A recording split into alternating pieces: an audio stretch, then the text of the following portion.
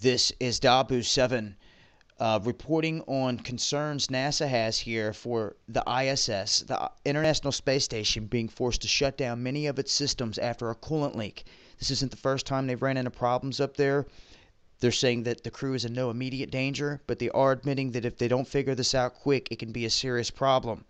They're saying that the temperature control valves are messing up and that they have to do a series of spacewalks to fix this.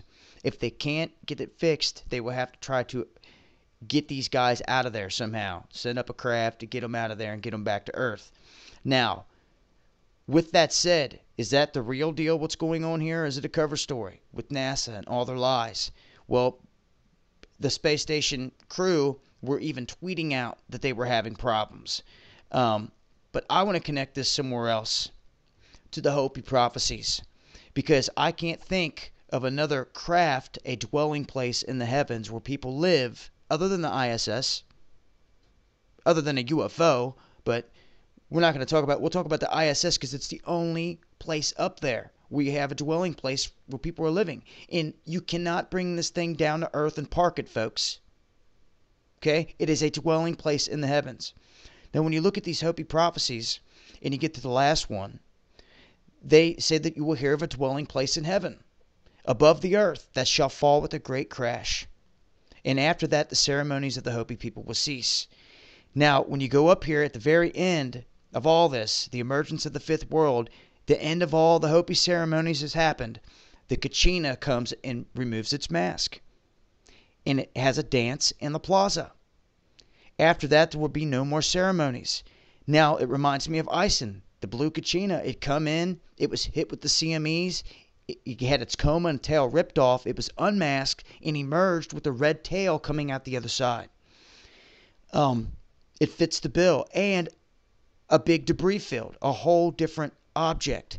Now, if you were to plug Ison into where the word Kachina is and look at all of this in a different sense and plug the ISS into the dwelling place in the heavens, it could read like the Kachina, Ison, comes around the sun, changes, it is unmasked, and then the next thing you know, this dwelling place, the ISS in the heavens, comes crashing down to Earth.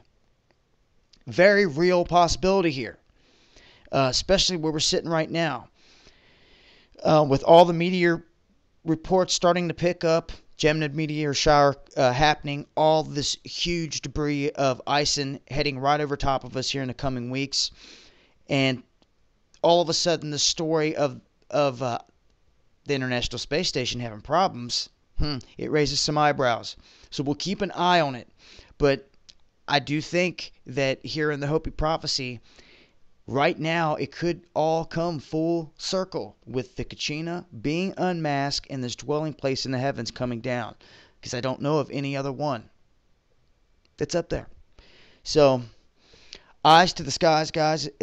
As I get more information, I'll pass it along your way. But I'm going to leave you with this last bit of prophecy to leave you thinking.